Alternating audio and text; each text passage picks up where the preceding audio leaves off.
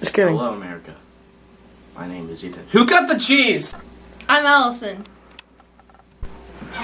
And I'm Brett. An interesting turn of events at the Supreme Court today. All schools are to be integrated. It all started when Linda Brown, a young African-American girl, was not allowed to enroll in a whites-only school. The school was only 7 blocks away, as opposed to her black school, which was over 21 blocks. Her mother tried enrolling her into the whites-only school, and each time they said, no, you must go to a black school. You may not enroll in a white school. So their lawyer, Thurgood Marshall, went all the way up the court system to the Supreme Court and convinced every single Supreme Court justice that segregation was unconstitutional and wrong. We go live to the scene at D.C., leaving our comfort of the studio. Oh my God! I only have to cry! People are not happy. Breaking news. The ongoing case of California at Davis versus Alan Bake over affirmative action has been settled in favor of Alan Bake. For a quick recap, Alan Bake was rejected admission for his race, but as others were admitted, even though they had lower test scores, grade point averages, and interview ratings. Bake took the case to court, obviously, claiming that he had been a victim of reverse discrimination. In the end, the Supreme Court ruled that it was unconstitutional for admission to be based solely on race.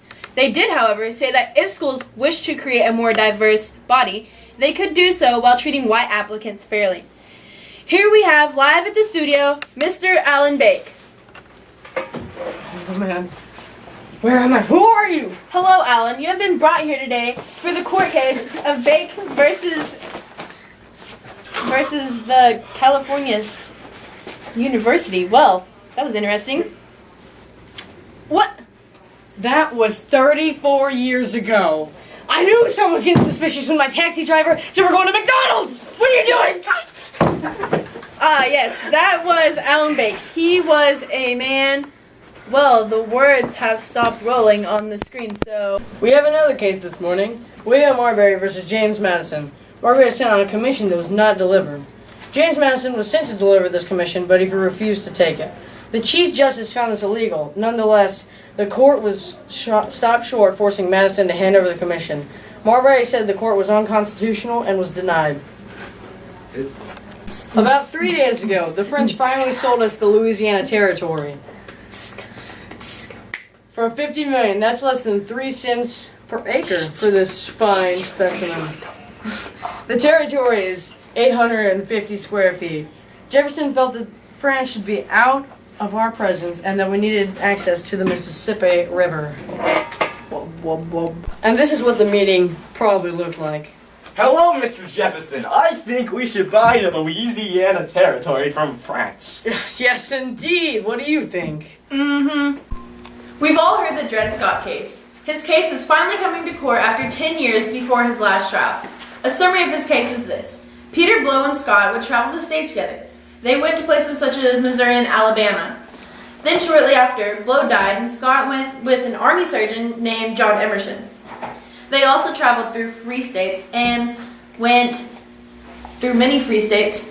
So then Mr. Dred Scott decided that he wanted to claim his freedom. And no one wanted to accept it, so he went to the Supreme Court. And the Supreme Court ruled that it's up to the all-white, slave-owning jury to decide. And that's the end of it.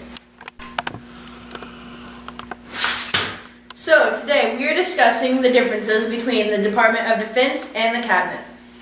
Well, here's some of the things that the Department of Defense does. They are an executive department, and they were founded in 1789, but they weren't reorganized until 1947. The Department of Defense maintains the Army, the Navy, the Marine Corps, the Air Force, all that stuff. And it conducts research on the military weapons and builds and maintains military bases. Now, here are some of the things that the Cabinet does. The Cabinet consists of the heads of all the departments. Like, the heads of the departments are called secretaries, such as the Secretary of State or the Secretary of Treasury, except for the Attorney General, which is the head of the Department of Justices.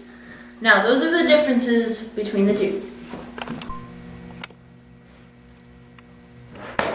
In other news, Plessy has taken his case to court also. He was sitting in an all-white train and was asked to move. When he refused, the railway filed charges of an 1890s segregation, separated but equal law. The railway sent Ferguson to preside over the court case on behalf of themselves.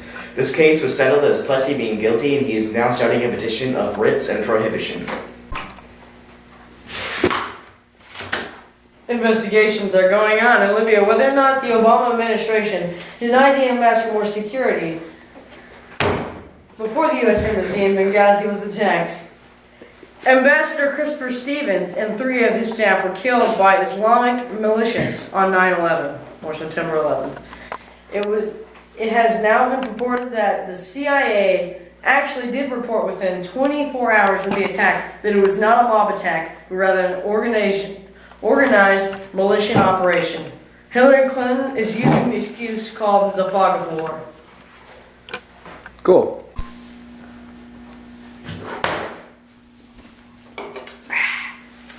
The Department of Labor enforces laws on minimum wage, job discrimination, and working conditions. It helps run job training and unemployment programs and provides statistics on changes in price levels of employment. The Department of Defense is an executive department. It was founded in 1789 but was recognized in 1947. The DoD maintains an Army, Navy, Marine Corps, and the Air Force. It conducts research on military weapons and builds and maintains military bases.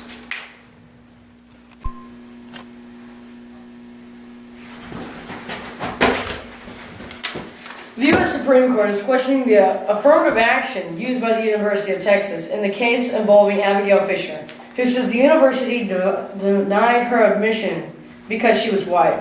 The school claims they want to keep the student body diverse and therefore uses race in deciding who gets in. This case can make different limits for affirmative action in universities.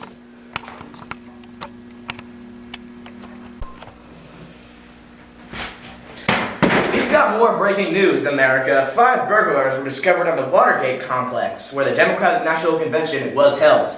The burglars were caught in the act. Among them were government officials. For almost a year, the media has been on this case, uncovering new facts about President Nixon's involvement. When tapes were revealed to the public by Nixon himself, these tapes were of Nixon talking about Watergate 2 years before, providing he had commanded officials to infiltrate the Democratic National Convention. Our studio has discovered a video of the actual break-in shot from the hands of one of the burglars. Watch and let the truth flow. Let's go. Go. Ah! Hey, who turned the lights off? I don't know about this man. I think I found a light switch.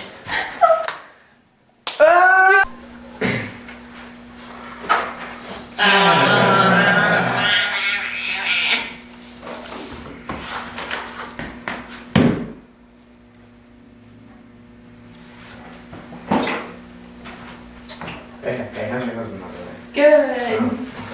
Can we redo this? Get me a coffee.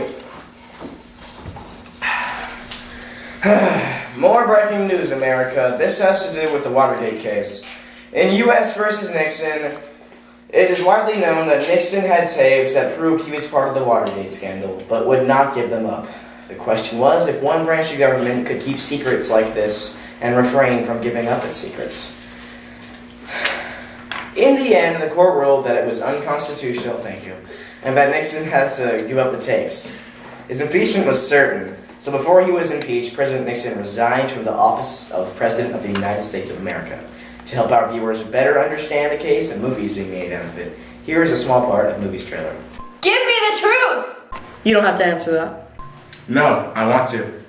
You want to know the truth? Yes, the truth. You can't handle the truth! Now it's official. Nixon, give us the tapes. And that's our Hendrickson news. Thanks for watching. Bye.